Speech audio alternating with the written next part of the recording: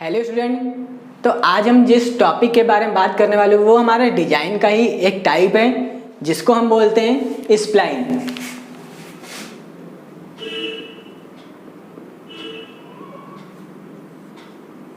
अब बात आती है स्प्लाइन होता क्या है।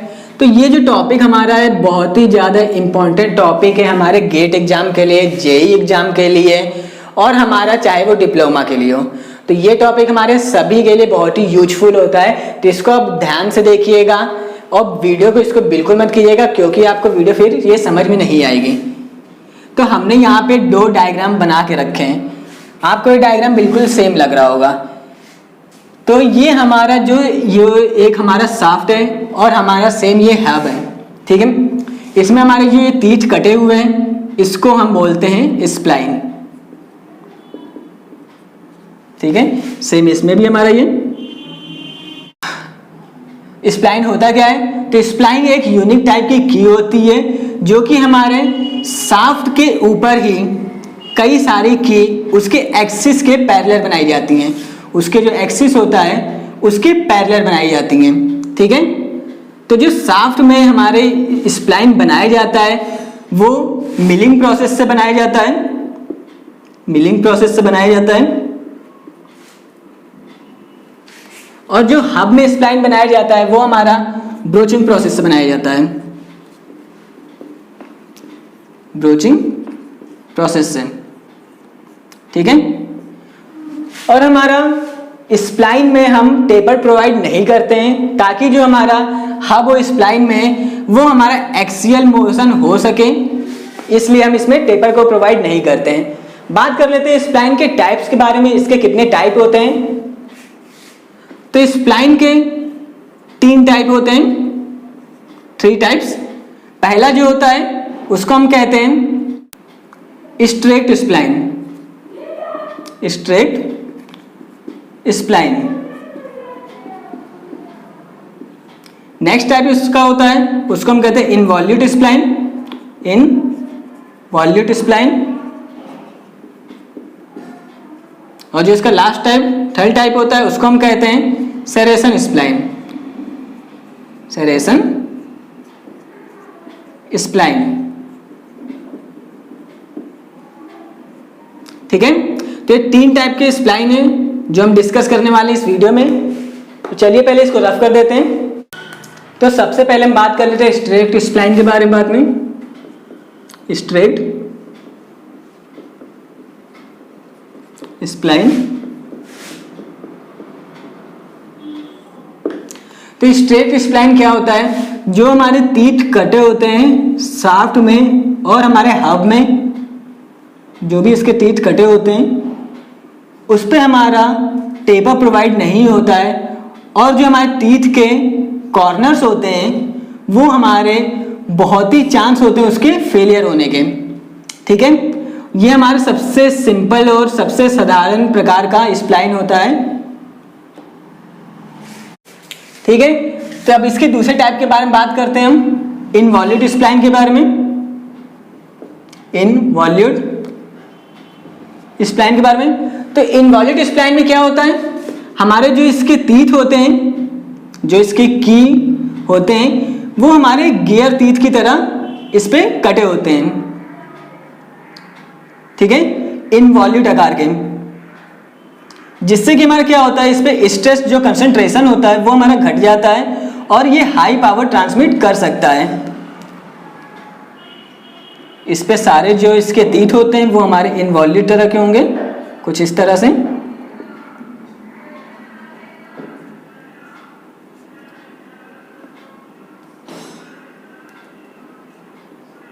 ठीक है।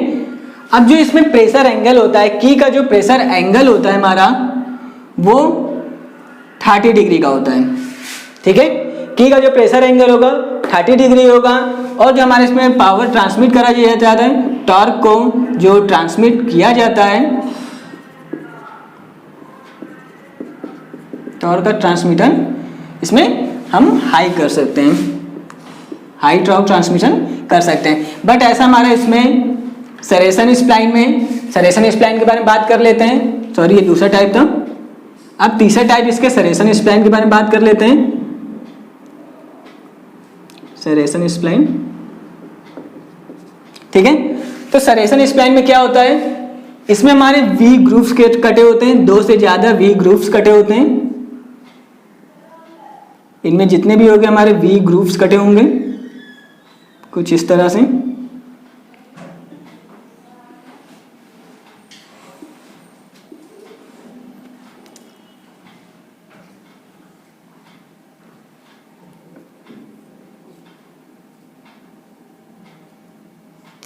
ठीक है, तो इसको हम हाई पावर ट्रांसमिट में यूज नहीं कर सकते हैं, ये हमारे केवल छोटे शाफ्ट के लिए ही काम आता है। ठीक, अब स्प्लाइन के हम डिजाइन के बारे में बात कर लेते हैं। तो डिजाइन ऑफ स्प्लाइन, पहले इसको रफ कर देते हैं हम। तो इसके डिजाइन की बात करते हैं। हमने इसका एक डायग्राम बना के रखा है यहाँ पे। तो अगर हम की से इसका डाया लें तो मान लेते हैं इसका डाया कैपिटल डी है, और हमारा अगर इसका इस साइड से डाया है, शाफ्ट के साइड से डाया ले तो इसका स्मॉल डी हम डाया मान लेते हैं। अब हम इसके कुछ वैल्यूज के बारे में बात कर लेते हैं। जैसे कि हमारे स्मॉल एन होगा तो हम उसको बोलेंगे नंबर ऑफ की, एल होगा तो लेंथ ऑफ की, डी होगा हमारा वो मेजर डाया कहलाएगा, और जो स्मॉल डी होगा वो हमारा माइनर डाया कहलाएगा। इसी तरह जो आर एम होगा वो मेन रेडियस, और पी एम होगा वो मेन प्रेशर कहलाएगा। ठीक है, तो सबसे पहले हम इसका निकाल लेते हैं प्रेशर। प्रेशर का फॉर्मूला क्या होता है, फोर्स अपॉन एरिया। यहां से फोर्स निकाल लेते हैं तो क्या हो जाएगा, force equal to pressure into area. Pressure क्या ले लेते हैं हम, पीएम, इनटू एरिया क्या हो जाएगा हमारा इसका, ये हमारा की हाइट, और लेंथ क्या हो जाएगी इसकी हमारी, इसकी एल हो जाएगी की लेंथ। ठीक है, तो क्या हो जाएगा इसका area, D minus D by 2 into L. ठीक है, ये हमारा हो जाएगा फोर्स। अगर हम एन नंबर ऑफ की के बारे में बात करें, एन नंबर ऑफ की क्या हो जाएगा ये हमारा, तब एफ टोटल क्या हो जाएगा, F total equal to N into F. ठीक है, तो यानी F total equal to N into F की value P M D minus D upon 2 into L. तो यहां से निकल आया हमारा एफ टोटल।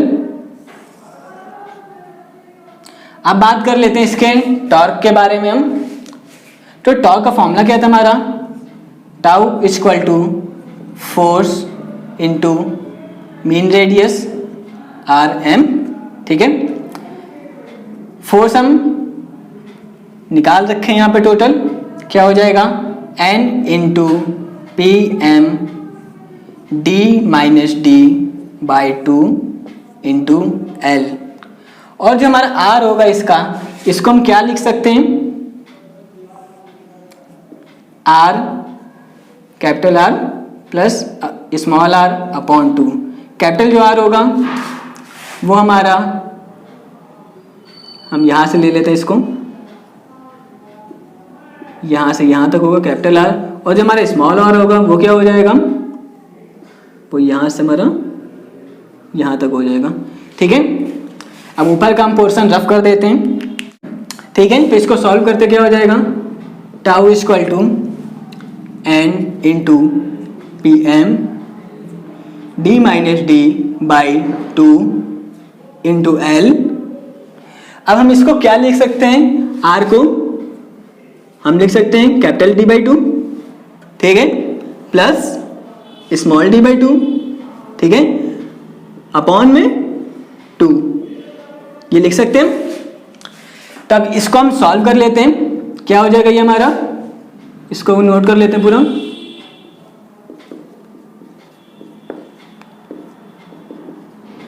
इसको जब हम सॉल्व करेंगे तो हमारा क्या हो जाएगा, d प्लस डी बाय 4। ठीक, अब इसको अगर प्रॉपर सही तरीके से लिख लें तो क्या हो जाएगा, टाउ बराबर n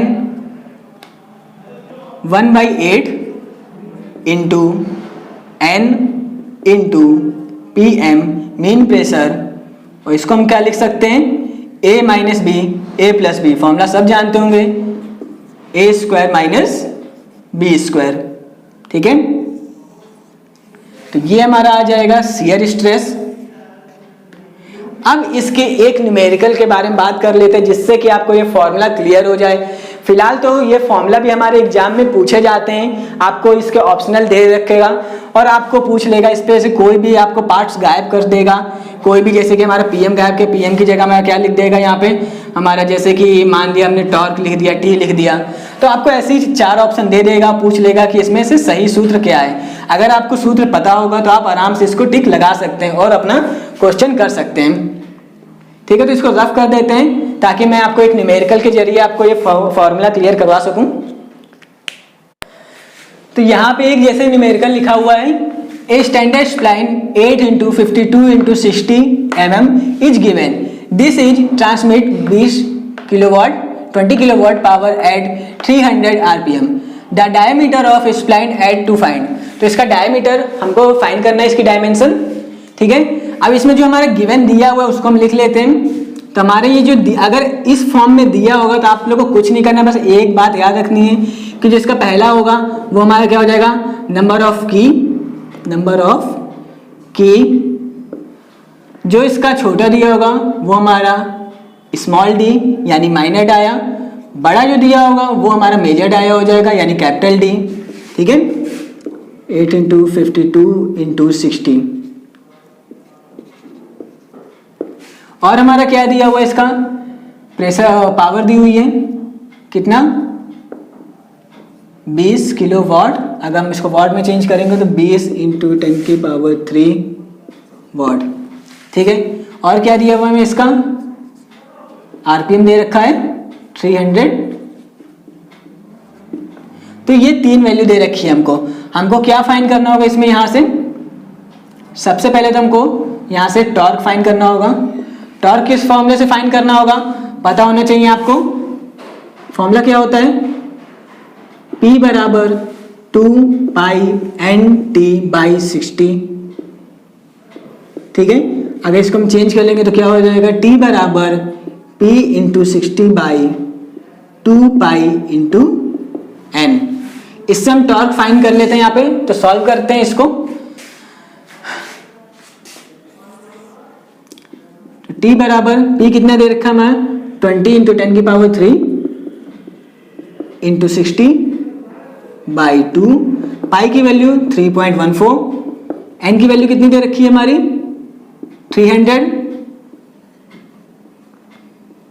अब इसको सॉल्व करते हैं, कितना हो जाएगा, 2 जीरो से हमारा 2 जीरो कैंसिल, 3 दूना 6, कितना हो जाएगा 2 इंटू 10 की पावर 3 अपॉन 3.14। अब आप लोग इसको अपने कैलकुलेटर सॉल्व कर लीजिए, तो कितना आएगा हमारा इसका आंसर, 636.94 न्यूटन mm।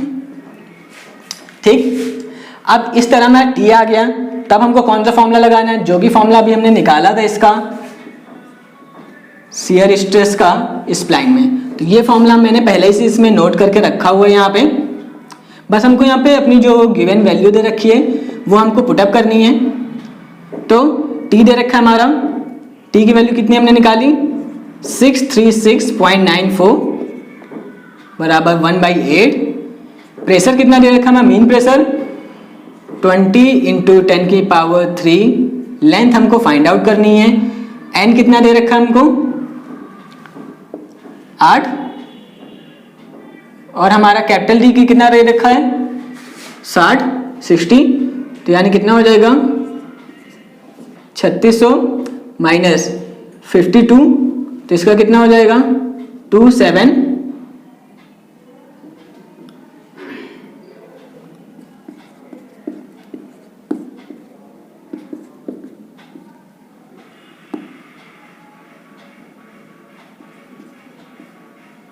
2704। ठीक है, तो इसको सॉल्व करते हैं। अब ऊपर रफ कर देते हैं इसको। ठीक है, तो इसको सॉल्व करते हैं।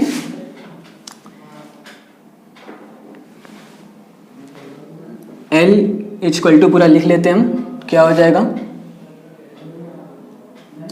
8 इंटू 636.94 अपॉन क्या हो जाएगा हमारा 20 इंटू 10 की पावर 3 इंटू 8 इंटू, अब इसको हम लेस करेंगे, कितना आ जाएगा हमारे यहाँ पे, आप कैलकुलेटर से इसको सॉल्व कर लीजिएगा, आ जाएगा 896। ठीक है, बाकी सॉल्व करते कितना हो जाएगा 2 4 तो 94.20 इंटू 10 की पावर 3 इंटू 896। ठीक है, तो जिसकी वैल्यू आएगी वो हमारी कितनी आ जाएगी 28.13 mm में। ठीक है, ये हमारा हो जाएगा आंसर। तो इसी टाइप के न्यूमेरिकल्स सवाल आपके एग्जाम में पूछे जाएंगे, जो कि आपको मैंने यहाँ पे बता दे रखा है। अगर आपको इसमें कोई भी डाउट हो या कोई भी लाइन हो ऐसा जो आपको ना समझ में आए, तो आप हमारे कमेंट सेक्शन में आके कमेंट कर सकें, हमसे पूछ सकते हैं। ठीक है, और आपके इसका ये चौथा पार्ट है वीडियो का। बाकी के जो 3 पार्ट्स मैंने बनाए हैं वो हमारे यूट्यूब पे अपलोड हो चुके हैं, और उसकी लिंक हमारे डिस्क्रिप्शन बॉक्स में दे रखी है। तो थैंक यू ये वीडियो देखने के लिए।